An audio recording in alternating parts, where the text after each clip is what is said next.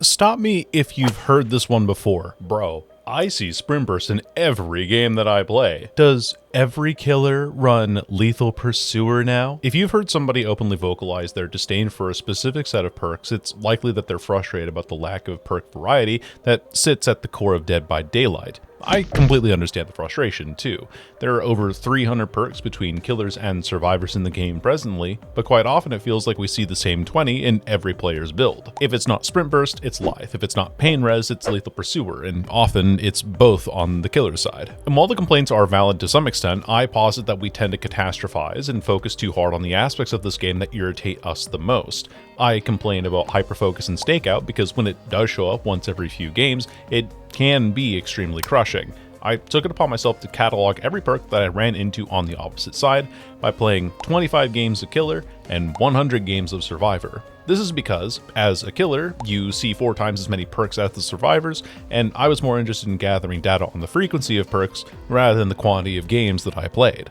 Furthermore, while I was playing Survivor, I specifically only wanted to count the killer perks because the idea was more to count what I was facing and observation in the variety of perks that I went up against. I did not count the results. I only counted what perks, killers, and survivors I faced and what maps I played on because this was an involuntary survey of perk and character variety. Also, it's important to note that I play on the NA West servers, meaning that the variety of perks and overall player experience is skewed towards that bias. Given the result of my unique copycat challenge from a few months ago, I expected these games to yield similar results, and my hypothesis was that I would be likely to see high occurrence rates of resilience and dead hard for survivors with Sable as the most popular character. On the killer side, I expected to see Lethal Pursuer and Pain Resonance as the most popular pairing, with Henry Creel or the First as the most popular killer, given his recency. So after 125 conglomerate games resulting in 400 possible perks on either side, what was the perk variety for me actually like? Let's start with what we saw from killers. In 100 games of Survivor, I encountered 89 of the possible 145 killer perks in the game. To nobody's surprise, Scourge Hook Pain Resonance was the most popular perk by a considerable stretch, appearing on 27 occasions. This was followed up by Lethal Pursuer with 19 appearances, Nowhere to Hide at 18, and Brutal Strength at 17. Every perk that can block or directly regress generators was picked at least once, with the exceptions of Merciless Storm, Secret Project, and Undone, which I did not see a single time in 100 matches. I didn't even face a Henry trying to do their adapt. Other notable exclusions included Scourge Hook Gift of Pain, Dying Light, and Spies from the Shadows. And while these aren't terrible perks in their own right, I was shocked to see them excluded from builds entirely.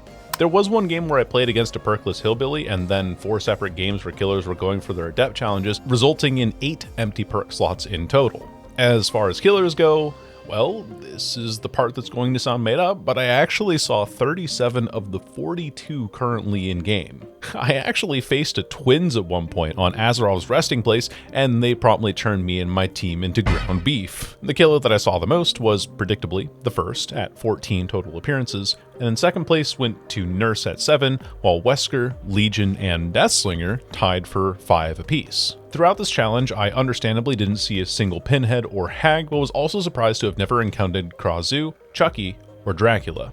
Still, I saw 37 unique killers across these 100 matches, which was actually more varied than the maps that I saw. In 125 matches that I played on 34 unique maps out of the possible 44, with 31 of my matches being on an indoor map. Fun fact, only 6 maps in Dead by Daylight are considered indoors, but they made up a quarter of the games that I played, much to my annoyance on both sides. This wasn't helped by how my most common map was the Raccoon City Police Station, showing up on 9 separate occasions, 7 for West and 2 for East. But if we count West and East separately, then my most popular map was a tie between Toba Landing and Hawkins at 8 matches, while Nostromo Wreckage, Dead Sands, the Temple of Purgation, and Sanctum of Wrath all tied at an appearance of 6 each. Throughout the entire challenge, the only Macmillan map I played on was Shelter Woods with 3 appearances. Otherwise, I didn't see this realm at all.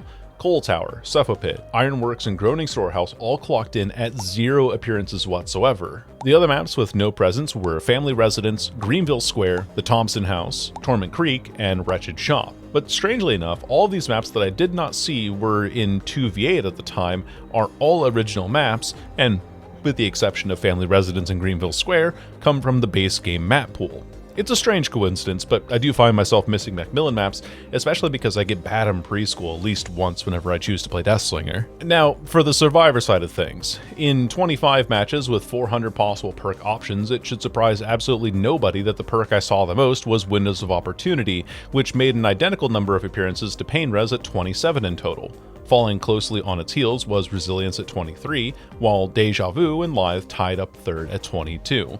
Dead Hard gets an honorable mention with 20, Finesse had 15, and then Vigil and Sprint Burst were tied with 13. Out of a possible 170 perks and 400 slots between them, Survivors picked 93, which is slightly higher than the Killer selection at 89, but it equals out to a slightly lower number percentage-wise. The only game where I didn't see a full loadout was a game on Swamp where a Meg had only Quick and Quiet equipped, but there were no Adept attempts, no Challenge Gamers, none of the above in these matches. So what does this all mean in regards to perk variety?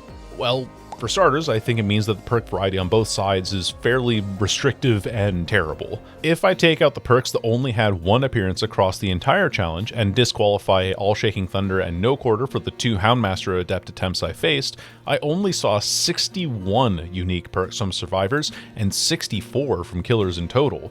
That is less than half the perks in the game, close to merely a third of the possible Survivor perks being picked with some semblance of regularity. If I take a look at the perks that weren't picked though, it's not hard to understand why they weren't. Perks like Wicked, Second Wind, and Camaraderie are natively outshone by the game's base mechanics now. Apocalyptic Ingenuity, Hardened, and Specialist take too long to activate. Fast Track, Solidarity, and Friendly Competition have generally stronger versions available to them. And then some of them, like Spine Chill or Premonition, are just outright bad. Similarly, why would I, as a killer player, pick Alien Instinct or Beast of Prey when Barbecue and Chili and Tinkerer are massive improvements over both of these perks? Logically speaking, if my goal is to win and I only have an hour or two after my workday is over to make that a reality, then I'm not going to gleefully equip Hoarder and expect similar results to having Pop Goes the Weasel in my build. Oh boy, I wish I could lose the killer and chase. Let me equip my trusty handy-dandy perk Cut Loose. That's just not a reasonable expectation. So herein lies the first problem with Dead by Daylight's perk variety, that there are so many niche and outright useless perks that do very little in furthering the player's goal while offering variety.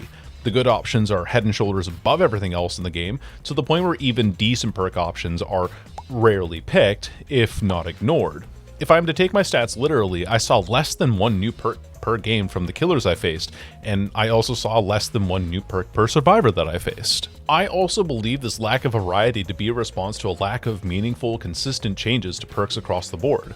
Players are given more time with the perks in their current states, meaning that they have been given time to solve and refine the game. And by that, I mean that survivors are figuring out that the strongest way to win a game of Dead by Daylight is by slamming generators and doing as little as possible to interact with the killer.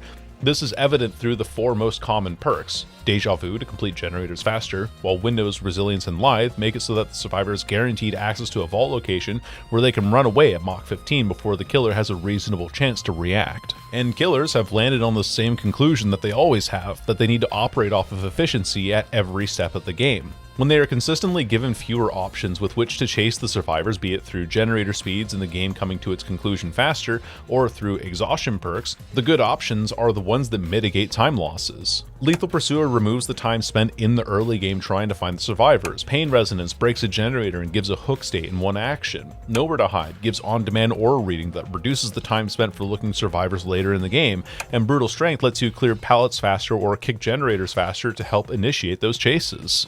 When none of the other perks or builds have been adjusted in a way that attracts attention, this is how the pendulum eventually swings when no experimentation is encouraged.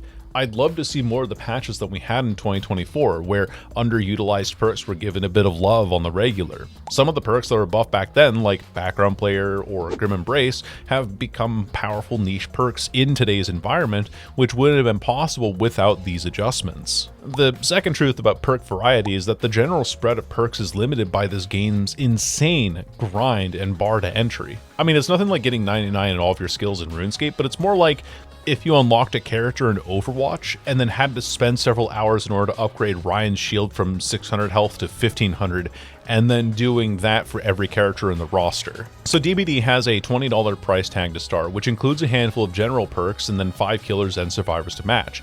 And most of the general perks are pretty bad.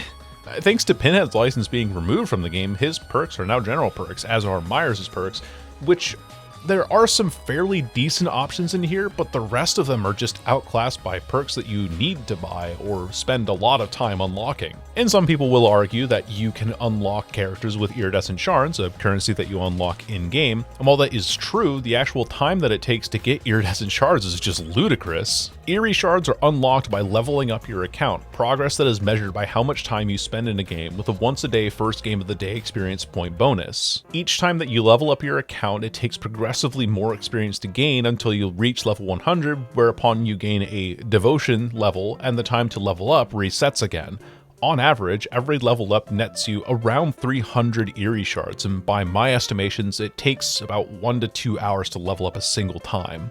So let's get down to the math on this. If you want to unlock the characters with the strongest killer perks in the game, it will require 4,500 iridescent shards. Meanwhile, newer killers like the Unknown or the Houndmaster take 9,000 iridescent shards to unlock. If we're to estimate 2 hours of in-game time per 300 shards, it will take you 30 hours in-game to unlock a single character for their perks if you're attempting to play in a free-to-play manner.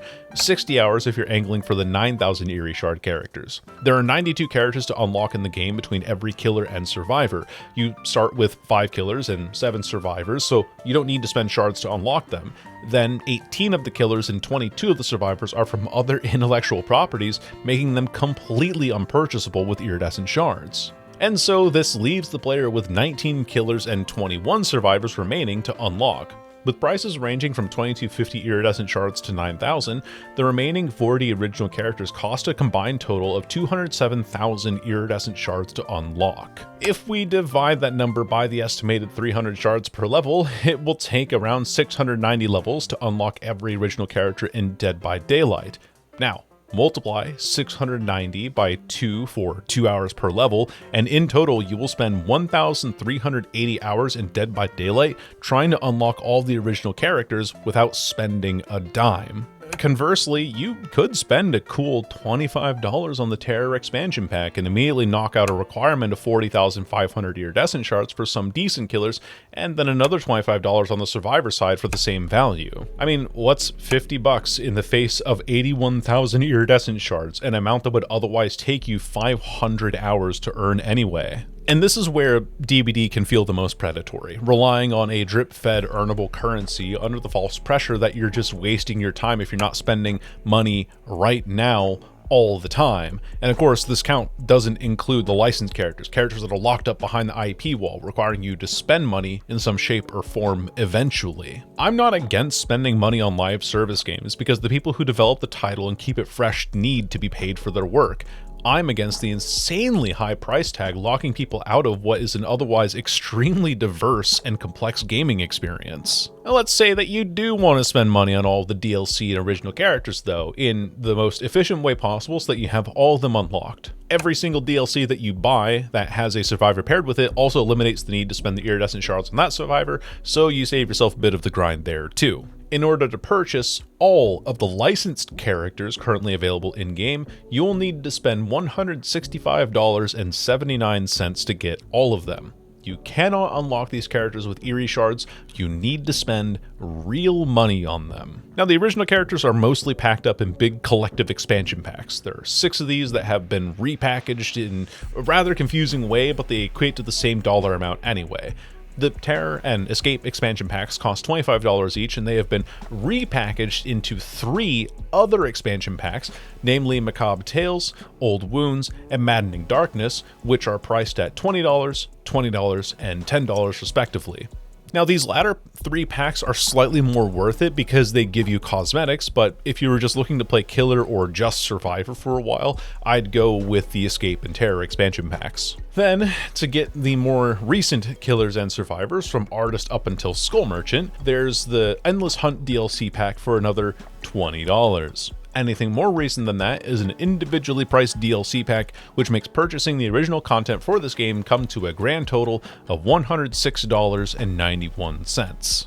That, or, you can wait 1,300 hours to unlock it all with Eerie shards. Oh, but if you change your mind partway through on a character you unlock with Eerie shards, you don't get any discounts on the DLC pack that they're included with, so you either make your decision now or lose money on the DLC pack later. In total, if you were to outright buy every DLC pack to get every character in the game, you will end up spending $272.70 plus the $20 base game price tag before sales tax. $166 of that is if you want every character in the game. And funny thing is, if you buy the DLC from the Steam page, you're actually saving yourself a couple dollars compared to if you bought it in DBD itself.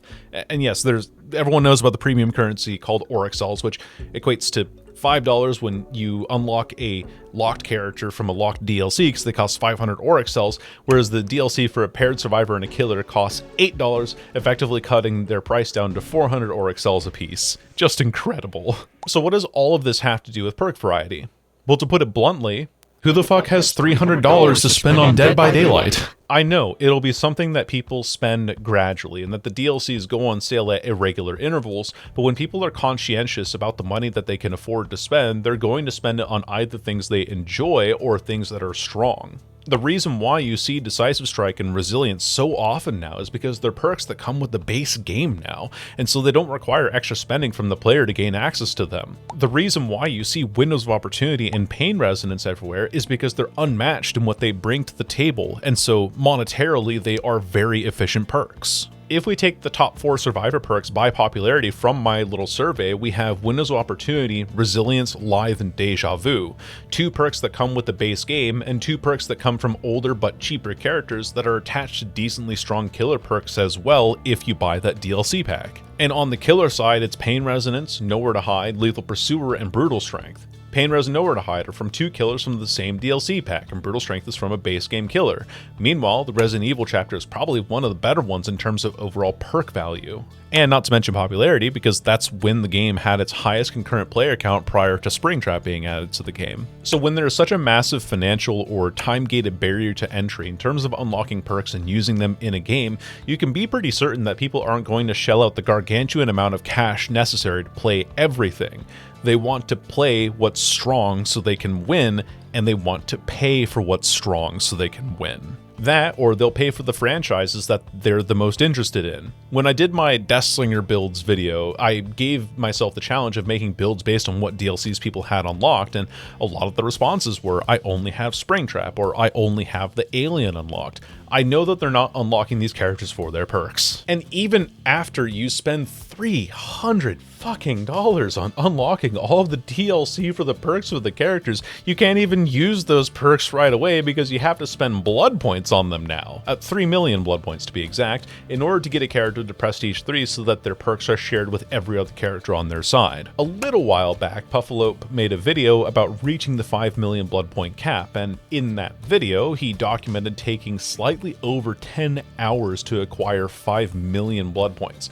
This is actually some pretty simple math. Without any events, and only using the Escape Cake blood point booster, it would take you 6 hours to get 3 million blood points. Now multiply that by 92, a number that will grow with every DLC update, and you get 552 of blood point grinding just to get every character's perks unlocked for every other character in the game. So you're asked to grind out iridescent shards for 1,300 hours, or pay $107 to simply unlock the original characters. Then you're practically required to pay another $166 for every other character that's attached to a DLC license, whereupon you're still locked in for 500 more hours of unlocking what you paid for. Now I understand that there's a pretty hefty sunk cost fallacy that ensues here, and that the argument is eventually that it's a player retention strategy. Now I can't speak to the marketing data on this, but in my mind, if your player retention strategy is this obtuse, then the player's only going to spend money and time on what they consider to be worth their money and time, because trying to branch out and experiment is quite literally too expensive. I'd love to see DBD address how terrible its grind is, because the main people that stick around are whales like me, and it gets really stale seeing the same handful of perks every game.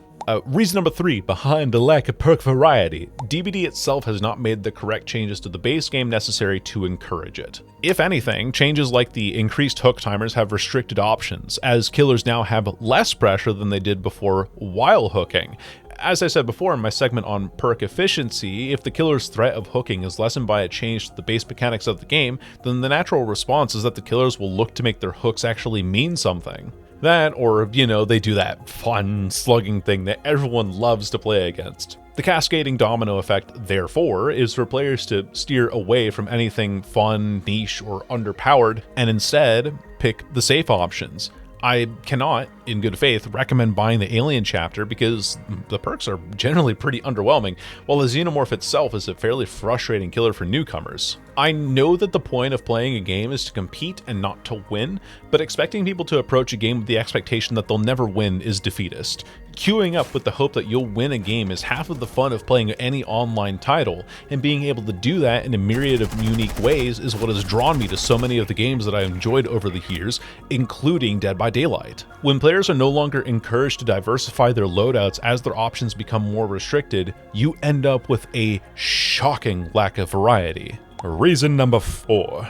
DBD does not have comprehensive in-game tutorials or catalogs of information to equip its player base with the necessary baseline knowledge. I know that DBD's content bloat is a common gripe and that it's really hard to know where to get consistently reliable information for the game. The community is great, I don't mind that. It's more that if I want information on how to play it as Springtrap, I read Tabafaba's guide. If I want a guide on the Xenomorph, I go to the Mr. Headache, and so on until learning this game requires me to have 50 resources from 50 separate people, some of which might be outdated or, in some cases, straight up wrong. Admittedly, if Behavior were to put in the combined effort of the community into properly representing their game, it would take far too many resources for far too little of a projected payoff. All of that work and upkeep just to make the player base less frustrated wouldn't be exactly reasonable. My suggestion, therefore, is to natively allow for empty custom games. I cannot tell you how useful it would be for me to be able to load into an empty map just so that I can explore tiles, or test how a killer's power feels without having to bug somebody, or knowing that the bots will clear the lobby in fewer than 8 minutes. Even if this isn't a compendium of information to glean from, it would be a much simpler sandbox for players to test things for themselves. Do you want to practice billy saws without being teabagged by the least empathetic hellspawn on Earth? This would be the place to do it.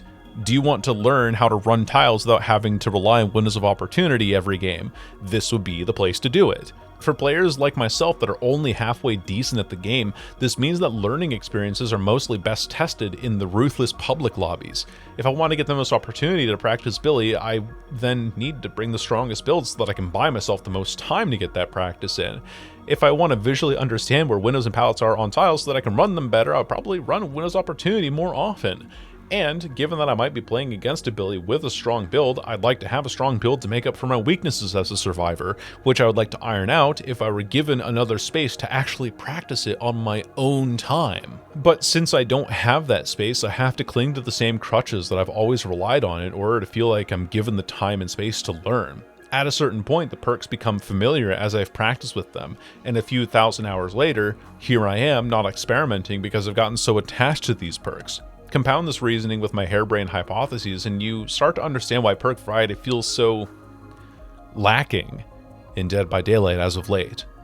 I know it's a lot of work to balance things out, and I am glad that it's just not the same 20 perks in literally every build in literally every match, but there is some variance to be had. I just wish the variance reflected just how customizable this game can be. And the stats that I gathered, and have continued to gather, have not done a great job of reflecting that customizability. So that's the truth about perk variety. Thanks for listening to my rant. Take care, and goodbye.